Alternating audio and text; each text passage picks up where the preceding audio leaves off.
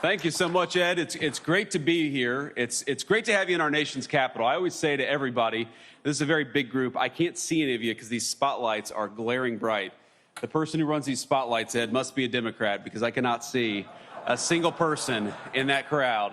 But I'm told there's about 700 of you out there. And so I say to everybody, whether it's a small school group or 700 great firefighters from all across our country, that this is your nation's capital. This is your capital. Your tax dollars built these beautiful monuments and museums, and I know you got a lot of work to do while you're here in Washington, but I hope each and every one of you gets to enjoy this beautiful city, especially as the weather turns really nice here in Washington, D.C. Now, the one bad thing about the weather is when it starts to get warm, you know, as a politician, we're gearing up for political campaign season.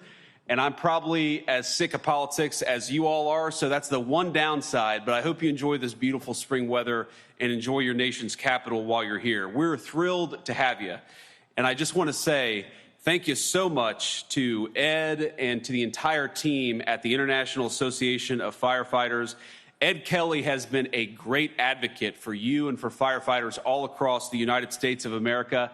In fact, when we met backstage very briefly, we talked a little bit about some of the great legislative accomplishments of the Trump administration, and we'll talk a bit about that here in a second. But then the second half of the conversation was Ed trying to shake me down even more. He was trying to think, what else can we get out of this administration? And I love that. I love a guy who fights for his people. I love a firefighter who knows he stands for and represents firefighters. And I hope all of you know that we're going to work with you over the next few years to continue to solve the problems that exist for our firefighting community.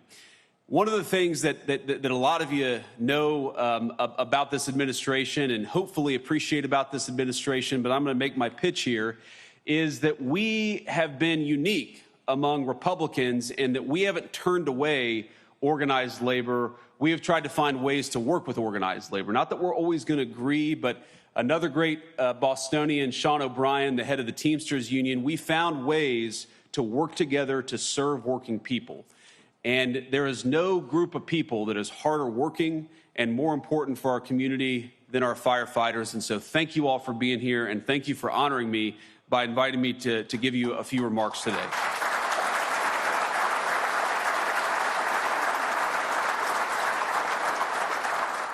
Now, before I get into some of my other remarks, I want to just start on a slightly somber note here, because on a personal level, I was honored to be able to participate in the dignified transfer of 6 American soldiers who were killed overseas in this conflict with Iran. And I had never done that before, and a lot of you served our nation in uniform. I know a number of our firefighters have all across our country. And I just want to say that if you are the praying type, and I certainly am, I hope you'll spare a prayer for the 6 souls that we lost, for the 7th soul who will be coming home tonight, and for all of their families. You all know better than almost any category of Americans what it means to put on a uniform and to sacrifice for our country. And so I hope you'll share a moment of prayer for our brothers in arms, for your brothers in arms who keep this country safe in their own way, just as you keep the country safe in your particular way. So, to move on a little bit, let me just say that what we have tried to do in the Trump administration, what we have tried to accomplish is to make your lives easier, knowing, of course, that we're never going to be able to make your lives completely easy. You guys have some of the hardest jobs that exist anywhere in the United States of America, and you represent thousands and thousands of firefighters all across the United States of America who make it possible for our communities to be safe, who make it possible for our communities to run smoothly, who make it possible for a kid to be able to call 911 if they have to and know that a man or a woman who is professional, who is competent, and who is caring is going to show up when we need them. And that's the thing that I admire so much about all of you. You know, every country, every empire, every society in history made it possible for a rich person to get what they needed. But what makes the United States so unique is that whether you're rich or poor, you're black or white, when you need public services, when you need your police officers, when you need your firefighters, when you need those EMT specialists, we make it and we try hard to make it so that everybody who needs something in that critical moment has access to it. Everybody deserves public safety, not just rich people. Every person deserves to know that if, God forbid, their house catches on fire, there's going to be somebody with water there to put it out, not just the powerful.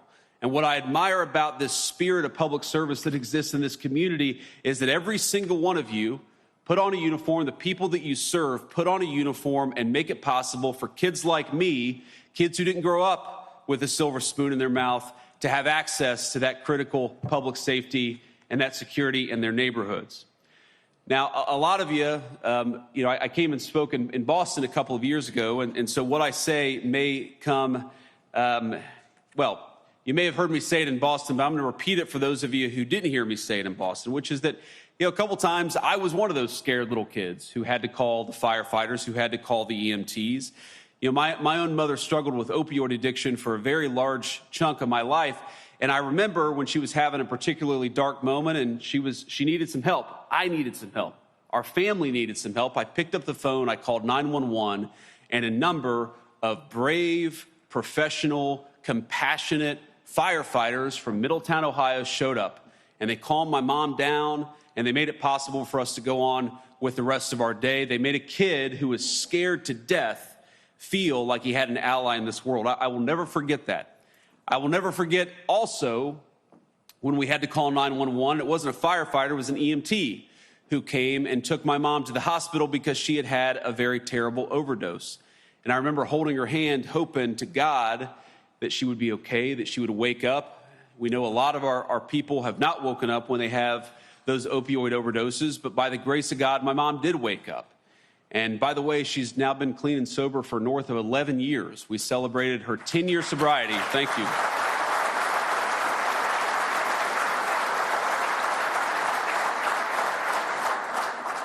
We celebrated her 10 years of sobriety in the West Wing of the White House. What an incredible testament to the American dream that a woman I thought would never live to meet my children is now the best grandmother to those children that they could ever ask for, and we celebrated that sobriety in the People's White House. But that moment, the many moments of second chances that we've gotten with my mom, and I love you, Mom, if you're watching this. She probably is. She watches everything. I don't know why, but she does. But Mom, we would not have gotten that second chance were it not for the firefighters all across our country, for the EMT specialists all across our country who make it possible for second chances again and again and again.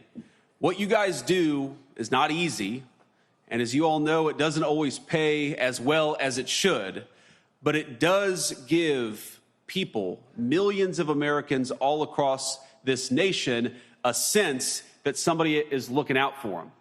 And that's one of the reasons why I love what you do, why I'm so honored to be here, is because you are the glue that holds so many of American communities together.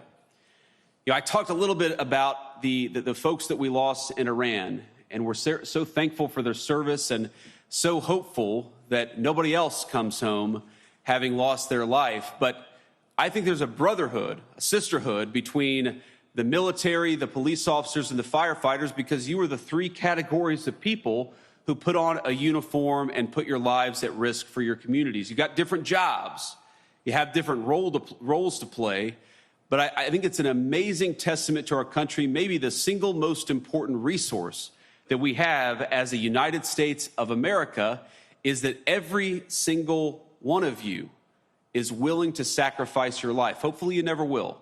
But every single one of you is willing to sacrifice your life for this great country and for the people that you serve in your communities. I just want you to know, from the President of the United States, but from everybody, I think I can say comfortably, even in partisan and difficult times, that I represent the whole country when I say to all of our members of the International Association of Firefighters, we are thankful to you, we are proud of you, we love you, and we're going to do everything that we can to support you.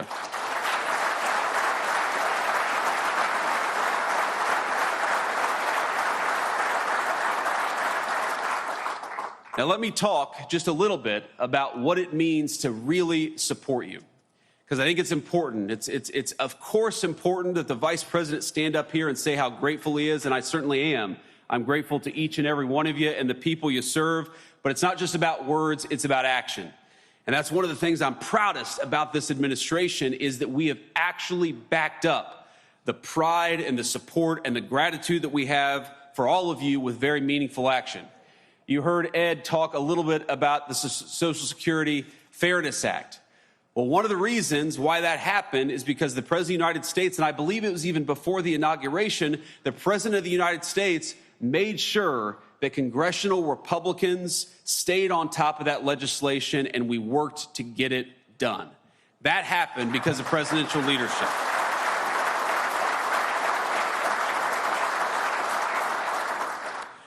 Do you think Joe Biden was making those phone calls, ladies and gentlemen? I just got to say, I don't think so. Sorry, I got a little partisan there.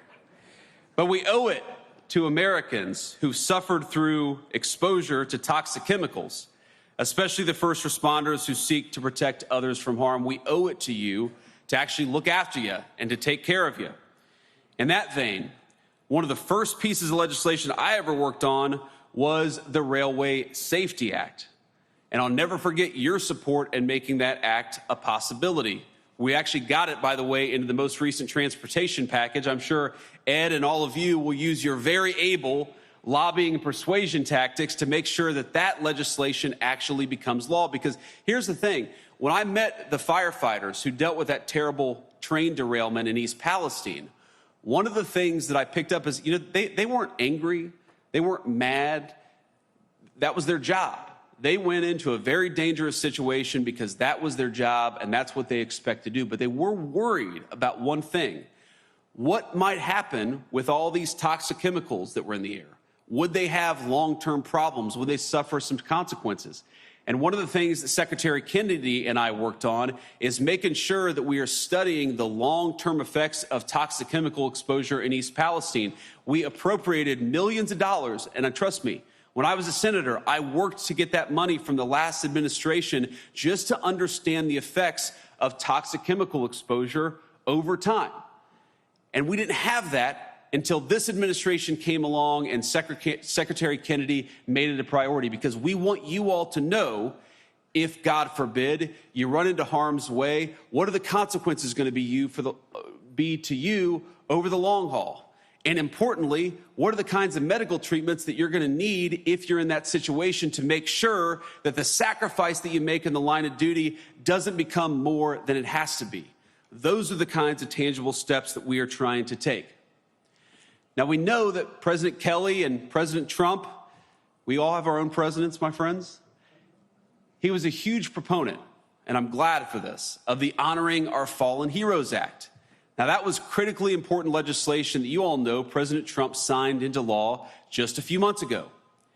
Now, as Ed can tell you, this law extends legal benefits for firefighters and first responders who pass away from cancers caused by exposure in the line of duty. Now, when one of you becomes ill or, God forbid, loses your life because of cancer that was developed in the line of duty, their families are entitled to federal benefits that they earned. It's a big one.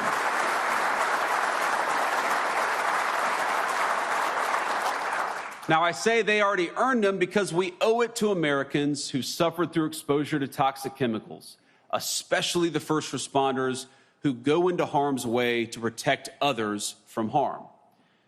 That is what this administration is all about.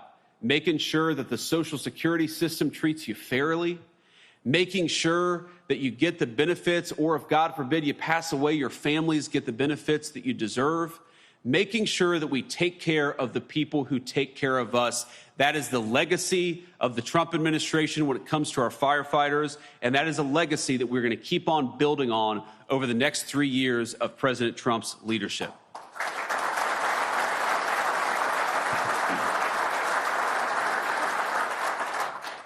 Now, I want to close with a very simple point. This is an administration that is fighting first and foremost for working men and women. I talked about that a little bit at the beginning. We're especially fighting for working men and women who serve the public interest, and that's what all of you do. When I was a little kid, I wanted to be a United States Marine. Some kids want to be doctors. Other kids want to be teachers. Some want to be astronauts, but it's, as you know, a lot of little kids all across our country, they want to be firefighters. That's a great testament to the work that you do every single day. I guess my point here is that every kid in our country has dreams, and those dreams come in many shapes and sizes. And what I want most of all is for your service and your sacrifice to be rewarded by all of us living in a country where you don't have to be rich or lucky to obtain the American dream. You just got to have a little grit, a little determination, and a lot of hard work. I want all of us, your kids and mine, to live in safe neighborhoods. I want us to send our kids to good schools. I want our families to not have to live paycheck to paycheck. And that's why our administration is fighting for all the policies that we've been fighting for, from the low crime to reversing the inflation of the Biden years, because we want every single person in our community to be able to live a good life. What is the work of all of you, of our firefighters and our EMTs, if it's not to ensure that every kid has an opportunity to live in safety and security? You do your part every single day, and I'm proud of you for it. But that means that we've got to honor your service by doing our part here in Washington, D.C.